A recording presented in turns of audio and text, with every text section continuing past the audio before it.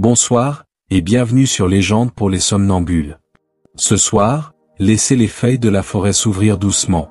Car au cœur d'une jungle ancienne, un battement d'ailes pourrait bien changer le destin du monde. On raconte qu'un jour, alors que les flammes grignotaient la terre, Matteo, jeune gardien des arbres, entendit l'appel des esprits oubliés. Guidé par les murmures des anciens, il partit sur les traces du Quetzal, l'oiseau mythique porteur du souffle de la vie. À travers lianes et racines, entre créatures spirituelles et épreuves mystiques, Matteo s'enfonce dans la forêt. Car sauver le Quetzal, c'est offrir une seconde chance à la nature elle-même. Mais chaque pas le rapproche aussi d'un choix. Celui qui révèle ce que l'on est prêt à sacrifier, pour protéger ce qui compte. Installez-vous confortablement, fermez les yeux, et laissez la légende du Quetzal éveiller les battements secrets de votre cœur. Bienvenue dans un voyage apaisant au cœur des légendes. Le soleil s'étirait lentement sur l'horizon, dorant les feuilles épaisses de la canopée d'une lumière douce et brûlante. Le village de Sanverde s'éveillait dans le murmure des oiseaux, des ruisseaux et des voix calmes des anciens. Ici, à l'orée de la forêt tropicale, chaque bruit avait son sens, chaque silence aussi. Mais ce matin-là, un silence pesant régnait au-dessus des toits de palmes. Et Matteo, assis sur le pas de la maison de son grand-père, les coudes posés sur ses genoux, le sentait jusque dans ses os. « Tu l'entends » demanda-t-il doucement à don Raphaël, qui sirotait une infusion fumante, les yeux perdus dans la mer verte des arbres. « Justement, mon garçon. Je n'entends rien. » Matteo baissa les yeux. Il savait exactement ce que son grand-père voulait dire. Le Quetzal ne chantait plus. Habituellement, à l'aube, son cri cristallin fendait l'air comme un éclat d'espoir, s'élevant au-dessus des feuilles comme une bénédiction. C'était le signe que la forêt allait bien, que la magie ancienne vivait encore dans le souffle des arbres. Mais depuis plusieurs semaines, plus rien. Pas une note. Pas une plume. Et si les enfants du village s'en étaient vite désintéressés, préférant jouer au bord du ruisseau ou grimper au manguier, les anciens, eux, frissonnaient en silence. Autrefois, dit don Raphaël, sa voix grave rythmée par le balancier de son vieux fauteuil, le chant du Quetzal prévenait les hommes des grands changements. Des pluies, des feux, des guerres, ou pire. Matteo se tourna vers lui, les yeux grands ouverts. Mais il va revenir, non?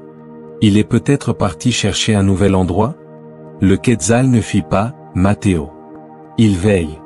Et s'il s'est tu, c'est que quelque chose d'ancien a été brisé. Il y eut un long silence, interrompu seulement par le frottement du vent dans les feuilles. Matteo sentit un frisson lui parcourir l'échine. L'idée que la forêt elle-même puisse retenir son souffle, comme une bête inquiète, était plus que troublante. Ce soir-là, les tambours du village ne furent pas battus. Pas de chant. Pas de rire. Les anciens se réunirent près du feu central, leurs visages baignés dans l'ombre tremblotante des flammes. Don Raphaël prit la parole. Il parlait lentement, pesant chaque mot comme une offrande.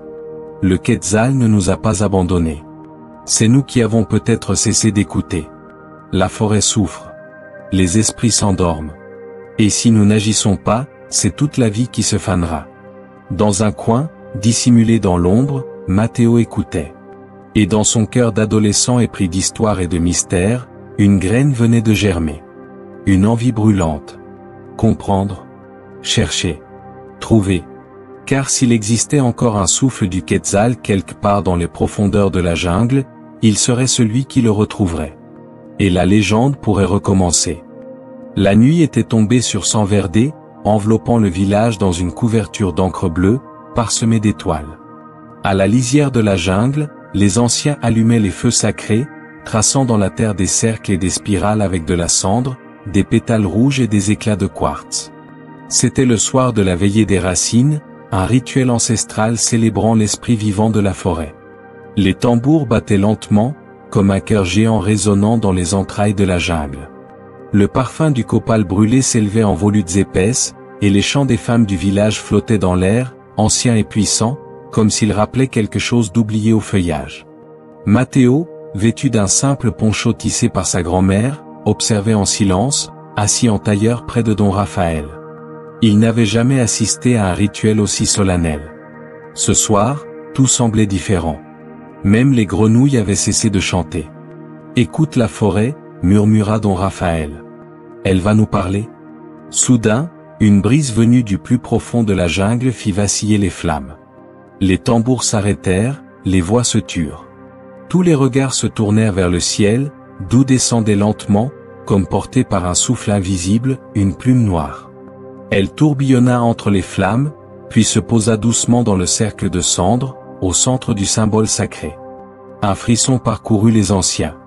C'est impossible, souffla l'un d'eux. Le Quetzal ne porte que les couleurs de la vie.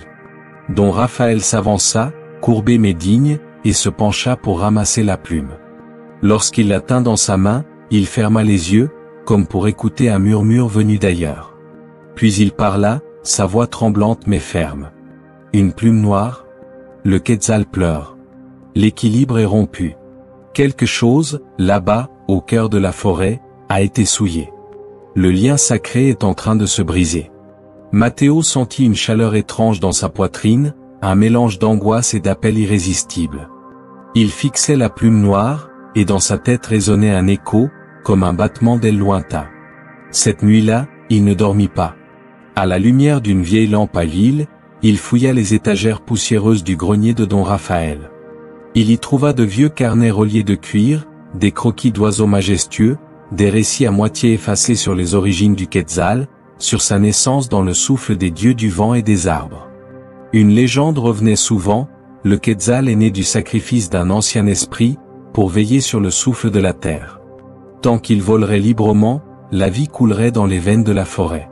Mais si sa voix se taisait, si ses plumes perdaient leur éclat. Matteo ferma les yeux. Il comprit. Ce n'était plus une histoire pour effrayer les enfants. C'était un avertissement. Une prophétie. Et il ne pouvait plus rester à regarder. Il se leva, prit le carnet, et, le cœur battant, souffla sur la flamme de la lampe. Demain, il entrerait dans la forêt. Pour écouter. Pour chercher. Pour comprendre. Et peut-être, pour réveiller le souffle endormi du Quetzal. Le soleil filtrait à travers les planches disjointes de la remise, dessinant des traits dorés sur les caisses couvertes de poussière.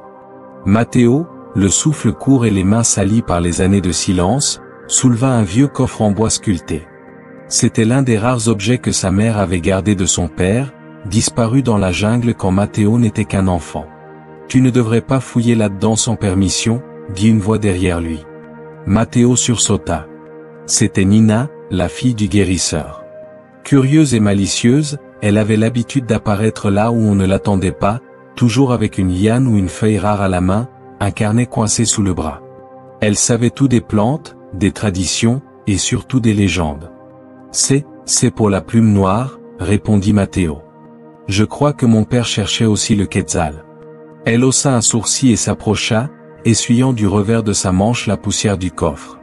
À l'intérieur, des objets hétéroclites, des plumes séchées, un pendentif brisé en pierre de lune, des fioles vides, et un carnet relié de cuir tanné, aux bords usés, refermé par une lanière tressée.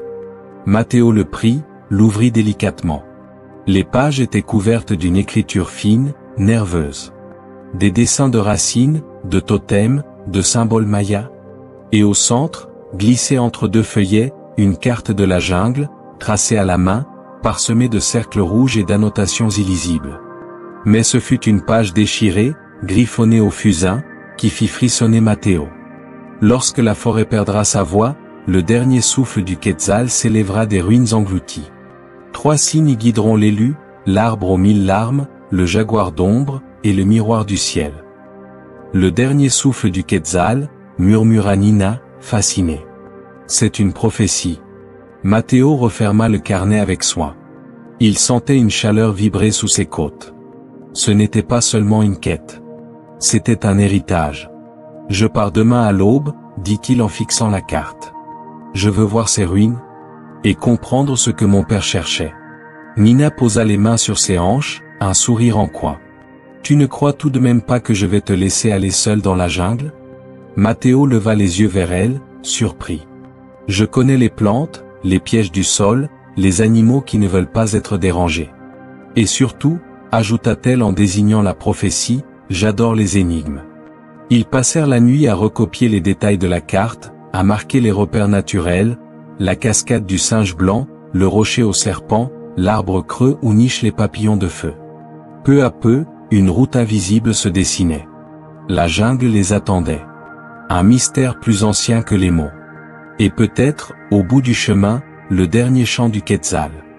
La forêt s'épaississait à mesure que Mateo et Nina s'enfonçaient dans son ventre ancien. Chaque pas sur le tapis de feuilles mortes semblait réveiller des secrets endormis depuis des siècles. Le murmure du vent dans les lianes, le cliquetis des insectes et le cri lointain d'un singe hurleur composaient une symphonie étrange, presque cérémonielle. 3 jours s'étaient écoulés depuis leur départ de San Verde. Guidés par la carte de Mateo et les intuitions botaniques de Nina, ils avaient traversé des rivières sombres, évité des pièges naturels, dormi sous les étoiles, et enfin, ils y étaient. Devant eux s'élevait une structure cyclopéenne, dissimulée sous les racines tentaculaires de figuiers géants. Un temple oublié, étouffé par la mousse, les fougères et le silence. « Regarde, là » souffla Nina, en pointant du doigt une forme à demi ensevelie sous la terre. Mateo s'agenouilla, du plat de la main, dégagea la poussière des siècles. Un œil de pierre le fixait. Puis un museau sculpté. Un jaguar. Ils levèrent les yeux, et comprirent, la façade entière du temple était gardée par des statues colossales d'animaux sacrés. Le toucan, le serpent à plumes, le tapir des brumes, et bien sûr, au centre, en haut des marches effondrées, le Quetzal, ailes ouvertes, figé dans l'éternité. Les gardiens de la forêt, murmura don Raphaël dans le souvenir de Mateo. Ils veillent sur les portes du monde invisible. En posant le pied sur la première marche, un frisson parcourut l'air. Une pierre s'enfonça sous le poids de Mateo, déclenchant un grondement sourd. « Tu as activé quelque chose » s'écria Nina en reculant. La lumière changea. Les rayons du soleil percèrent soudain les feuillages au-dessus, frappant les yeux des statues. Lentement, comme mus par une volonté invisible, les pupilles sculptées se mirent à briller d'un éclat vert émeraude. Les feuilles frémirent. Le sol vibra. Puis, sur le mur central du temple, une dalle glissa lentement sur le côté, révélant une inscription gravée en glyphes anciens, que la mousse recouvrait à peine. Nina s'approcha, son carnet et un crayon à la main.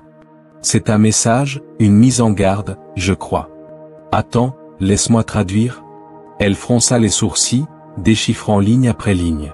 « Lorsque le cœur battant de la jungle cessera de pulser, le souffle de la vie s'éteindra. 3 signes ouvriront le chemin, mais un seul cœur pur saura entendre l'appel. Méfiez-vous de l'ombre sans nom, car elle avance déjà. » Mateo sentit un poids lui écraser la poitrine. Le cœur battant de la jungle, c'est peut-être l'endroit dont parlait la prophétie. Ou le Quetzal lui-même. Et l'ombre sans nom ? Demanda Nina, l'air grave. Ce pourrait être une force destructrice. Un homme, une malédiction. Ou pire. Le sol se remit à trembler. Un cri perça la forêt, lointain, aigu, déchirant, pas un cri humain, mais pas non plus celui d'un animal ordinaire. Mateo serra les dents. On n'est pas seul ici. Ils échangèrent un regard. Le temple, les statues, les signes. Tout cela n'était que le début. Le mystère grandissait, et quelque chose, dans l'ombre des lianes, les observait déjà. Et au cœur de la jungle, quelque chose s'éveillait. Le canoë glissait silencieusement sur les eaux sombres de la Rio Escondida, une rivière oubliée des cartes, que les anciens du village appelaient le serpent qui chante. L'air y était plus lourd, saturé de brume et de parfums étranges, comme si la jungle elle-même retenait sa respiration. « Tu sens ça ?» demanda Nina à voix basse. Mateo hocha la tête. Une odeur âcre, de fumée et de sève brûlée, se mêlait à l'humidité ambiante. Les chants d'oiseaux avaient disparu. Seuls les clapotis de l'eau et le frottement des pagaies brisaient le silence. Soudain, à travers un rideau de lianes, ils aperçurent une lueur rougeâtre. Le canoë ralentit, puis s'immobilisa derrière un pan de végétation épaisse. Discrètement, ils se glissèrent sur la berge et s'approchèrent à pas feutrés. Ce qu'ils découvrirent leur glaça le sang. Dans une clairière éventrée par les machines, un campement de bûcherons illégaux s'étendait sur plusieurs dizaines de mètres. Des troncs géants gisaient comme des cadavres, les racines arrachées, les branches calcinées. Au centre, un feu rugissait, alimenté par les copeaux et les cris des hommes. Sur la plus grande tente flottait une bannière noire marquée d'une griffe rouge. « Les hommes aux haches rouges » murmura Nina. « Je croyais que c'était une légende » répondit Matteo, le cœur battant. « Mais ils sont bien réels. » C'est alors qu'ils le virent. Un homme massif, torse nu malgré la chaleur moite, les bras couverts de tatouages, les yeux d'un jaune fauve. El Tigre. Il se tenait debout sur une souche, une machette à la main, vociférant ses ordres. On coupe tout jusqu'à la rivière aux pierres blanches. Que les esprits hurlent, je m'en moque. La forêt ne protège plus personne. Les ouvriers rirent. Un vacarme de tronçonneuse reprit. Matteo sentit une colère sourde monter en lui. Il sortit la carte de son sac et la déplia. Ils sont à 2 jours du lieu marqué comme le cœur battant. S'ils atteignent cette zone, il pourrait être trop tard, dit Nina, les yeux sombres. Ils vont abattre ce que la forêt cache depuis des siècles. Mais une branche craqua sous le pied de Matteo. Un cri retentit. Là-bas, dans les fougères. Ils détalèrent. Le camp s'agita comme une ruche attaquée. Des hommes armés de machettes et de fusils se lancèrent à leur poursuite. Matteo et Nina couraient à travers la végétation, évitant racines et marécages, les cris se rapprochant derrière eux. Juste au moment où tout semblait perdu, un cri strident fendit l'air. Pas humain. Un appel ancien. Puissant. Au-dessus d'eux, dans une trouée de ciel, le Quetzal apparut. Ses plumes flamboyaient comme des éclairs vivants.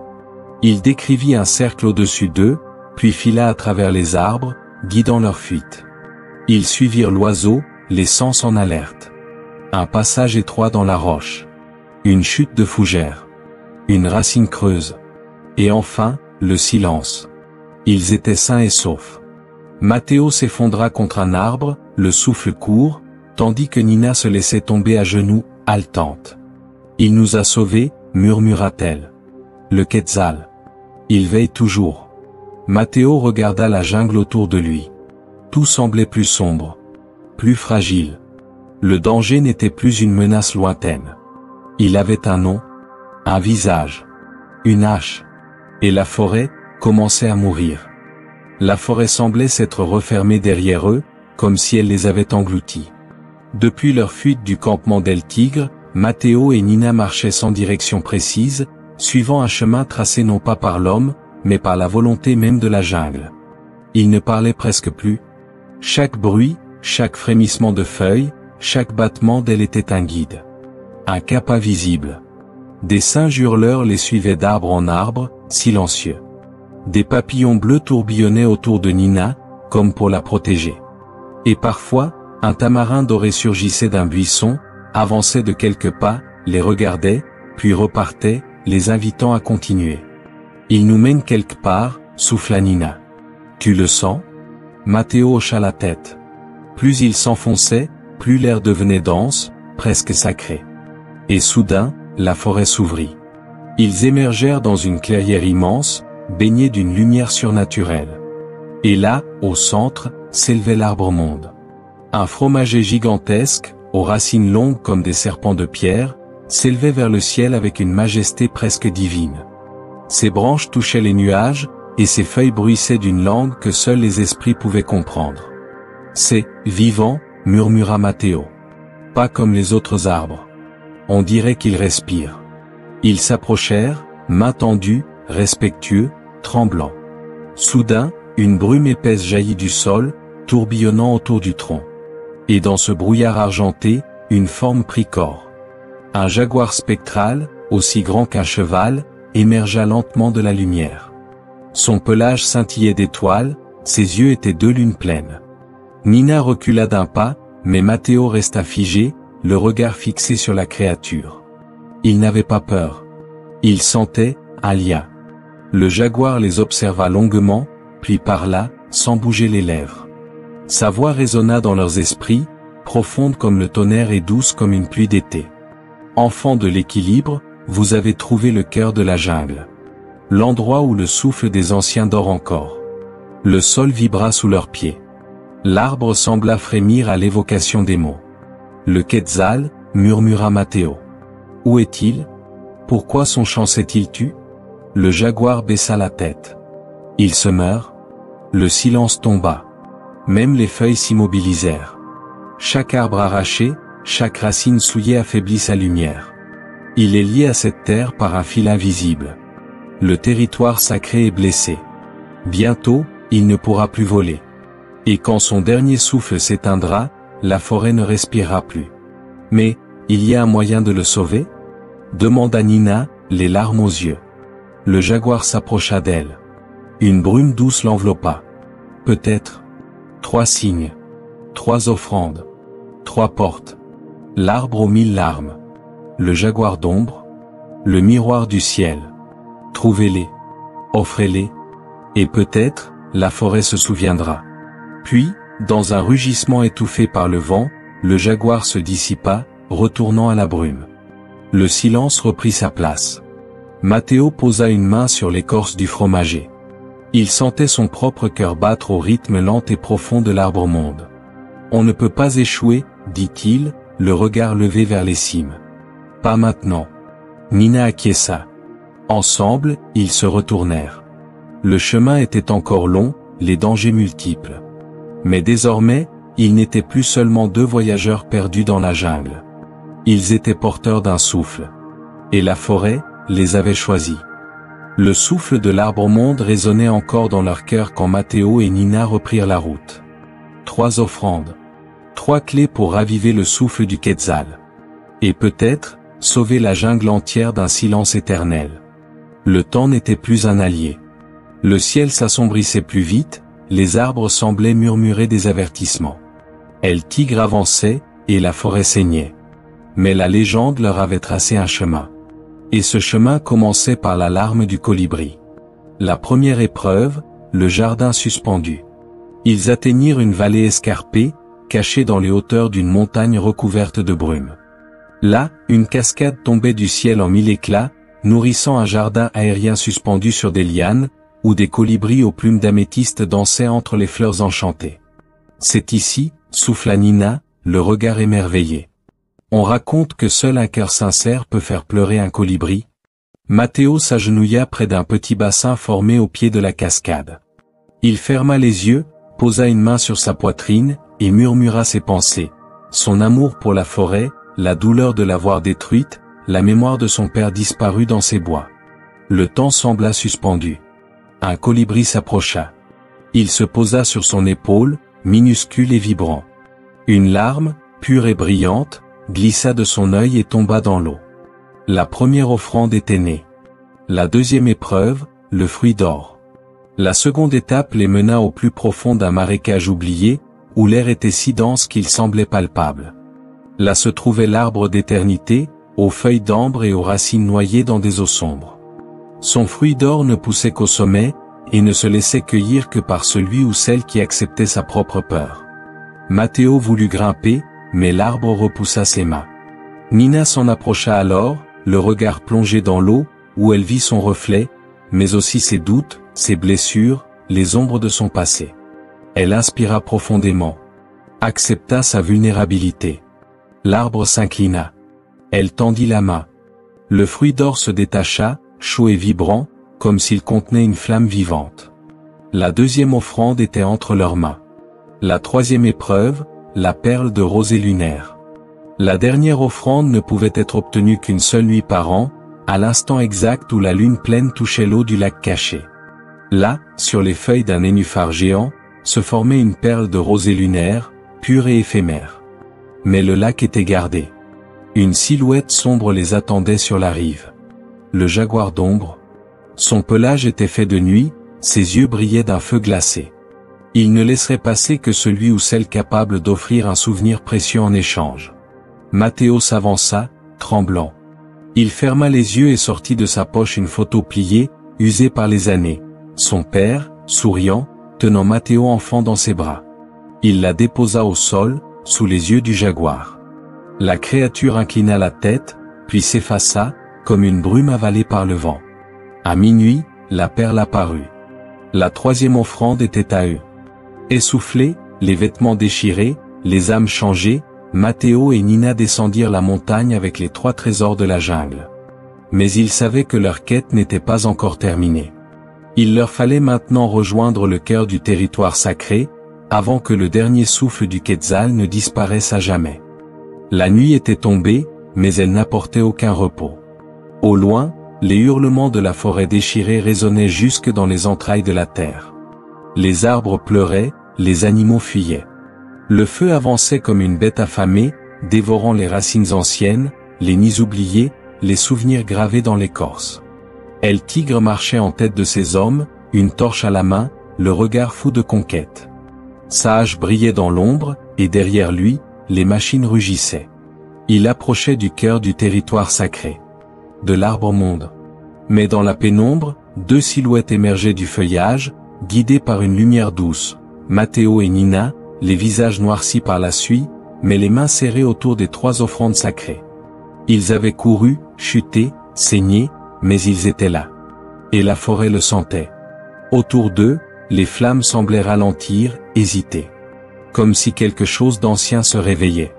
Nous n'avons plus le choix, dit Matteo en s'approchant du cercle de pierre qui entourait l'arbre-monde. C'est maintenant ou jamais. Nina disposa doucement la larme de colibri au centre du cercle. Matteo déposa à sa gauche le fruit d'or de l'arbre d'éternité, puis à sa droite la perle de rosée lunaire, qui brillait comme une étoile tombée. Ils reculèrent. Un silence solennel s'installa. Puis, la terre vibra. L'arbre-monde sembla se redresser, sa couronne immense ondulant dans l'air comme portée par un vent invisible. Et dans ce souffle soudain, un battement d'ailes résonna. Là, tout en haut des branches les plus hautes, une lueur verte apparut. Le Quetzal. Il était là. Ses plumes, autrefois éclatantes, étaient ternies et abîmées, mais il brillait toujours, d'une lumière intérieure, fragile mais indomptable. Il descendit lentement, porté par un vent sacré, et se posa au centre du cercle. Ses yeux croisèrent ceux de Matteo. Et il comprit. Le Quetzal ouvrit les ailes. Un cri jaillit de sa gorge. Un cri ancien, pur, déchirant. Les offrandes s'élevèrent dans les airs. Fusionnèrent. Et dans un éclair d'émeraude et d'or, la forêt entière frémit. Le Quetzal s'envola. Mais ce n'était pas un vol ordinaire. C'était un dernier vol. Un chant d'adieu. Une prière ailée. Il tourna autour de l'arbre-monde, dessinant une spirale d'énergie. Puis il s'éleva encore, et au sommet de son ascension, éclata dans une pluie d'émeraude végétale, de feuilles, de spores, de lumière. Et partout où cette pluie tombait, le feu s'éteignait. Les flammes s'endormaient, comme apaisées par une main invisible. Les arbres renaissaient, des bourgeons fleurissaient sur les cendres, les racines se refermaient sur les blessures. Les hommes d'El Tigre reculèrent, effrayés. Et lui, figé, regardait la forêt y échapper. Il n'y eut pas de combat. Il y eut un miracle. Et lorsque tout fut fini, lorsque le ciel retrouva sa clarté et que le chant des oiseaux reprit doucement, le Quetzal n'était plus là. Mais dans les cœurs de Matteo, de Nina, et de tous ceux qui avaient su écouter la voix de la forêt, son souffle vivait encore. L'aube se leva sur une forêt transformée. Les arbres, comme soulagés d'un poids millénaire, dressaient fièrement leur couronne vers le ciel. La lumière caressait les feuilles nouvelles, et les animaux, longtemps cachés, sortaient de leur refuge, curieux et silencieux. Mais dans cette paix renaissante, une marche se dessinait, lente et solennelle. El Tigre et ses hommes avançaient, les mains liées par des lianes vivantes. Leurs visages étaient sombres, non de colère, mais d'un mélange trouble de peur et de honte. Ils n'avaient pas été arrêtés par des hommes. La forêt elle-même les avait capturés. Des racines jaillies du sol, des feuillages qui se refermaient sur leurs pas, des esprits invisibles qui murmuraient dans le vent. Ils avaient été conduits, inexorablement, jusqu'à Sanverde, là où les anciens attendaient. La grande place du village était silencieuse. Tous les habitants étaient réunis.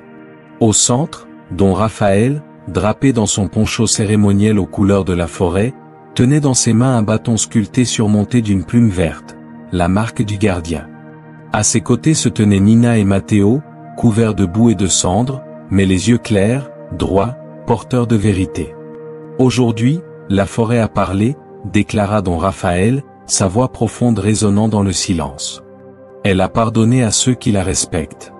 Mais que faire de ceux qui l'ont blessée sans remords? El Tigre releva la tête. Il n'était plus le prédateur d'hier. L'arrogance s'était éteinte dans ses yeux. Il semblait perdu. Vieux, soudainement.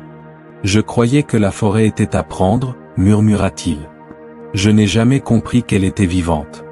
Matteo fit un pas en avant. Alors enseignez-lui, dit-il en regardant le cercle des anciens. Ne répondez pas à la violence par la punition, mais par la connaissance. Qu'ils restent. Qu'ils réparent. Qu'ils apprennent. Peut-être alors, la forêt les acceptera. Un murmure parcourut l'assemblée. Les plus vieux hochèrent la tête. L'un d'eux, une femme au regard perçant comme celui d'un hibou, prit la parole. La terre que l'on a blessée peut guérir, si l'on y met les mains avec humilité. Don Raphaël s'avança vers El Tigre. Il tendit lentement le bâton aux plumes vertes, mais ne le laissa pas toucher. Vous resterez ici. Vous planterez ce que vous avez détruit. Vous écouterez les chants que vous avez voulu faire taire. Et peut-être, si un jour un oiseau au plumage d'émeraude vient à vous, alors vous saurez que vous avez été pardonné. El Tigre baissa les yeux. Matteo sentit que quelque chose venait de changer, là, dans ce silence respectueux. La justice n'avait pas crié. Elle avait murmuré. Et la forêt, autour d'eux, semblait respirer avec eux. Les années avaient passé. Le village de Sanverde, autrefois niché à la frontière de l'oubli, était devenu un lieu de mémoire vivante. La forêt, guérie de ses blessures, déployait ses bras d'émeraude jusqu'aux confins de l'horizon. Partout, la vie foisonnait. Les fleurs éclataient en couleurs, les rivières chantaient, et les arbres dansaient lentement sous la caresse du vent. Au cœur de ce renouveau, une silhouette avançait avec sérénité. Matteo, devenu homme, portait désormais le poncho tissé des anciens. À sa main, le bâton du gardien, orné d'une plume verte offerte par la forêt elle-même. Il s'arrêtait souvent devant un fromager géant, l'arbre monde, désormais sanctuaire de paix. Là, il s'asseyait, et les enfants du village couraient s'installer autour de lui, les yeux brillants d'attente. « Raconte-nous encore l'histoire du Quetzal, Matteo » criait l'un. « Et le jaguar de brume » et la larme du colibri, ajoutait une petite fille, les cheveux tressés de fleurs. Matteo souriait. Il aimait leur soif d'histoire. Car ces récits n'étaient pas des légendes mortes. Ils vivaient dans chaque feuille, chaque racine, chaque souffle d'air. Ils parlaient alors du feu, du danger, du Quetzal blessé. Ils racontaient la pluie d'émeraude, la marche des hommes aux haches rouges, et le pardon. Ils racontaient la magie de la nature, et la force de ceux qui choisissent de la protéger, même lorsque tout semble perdu. Et pendant qu'ils parlaient, un murmure s'élevait des feuillages. Un chant. Pur. Cristalla. Les enfants levaient les yeux. « C'est lui » demandait l'un. Matteo hochait la tête, lentement. « C'est lui. Le Quetzal. Il chante encore. » Parfois, à l'aube, on pouvait le voir, planant entre les arbres comme une étoile filante aux plumes d'arc-en-ciel. Il ne restait jamais longtemps. Juste assez pour rappeler que tant que l'homme se souviendrait, tant qu'il respecterait, le souffle du Quetzal ne s'éteindrait jamais. Et ainsi, sous la voûte verte de la forêt éternelle, la légende continuait de vivre.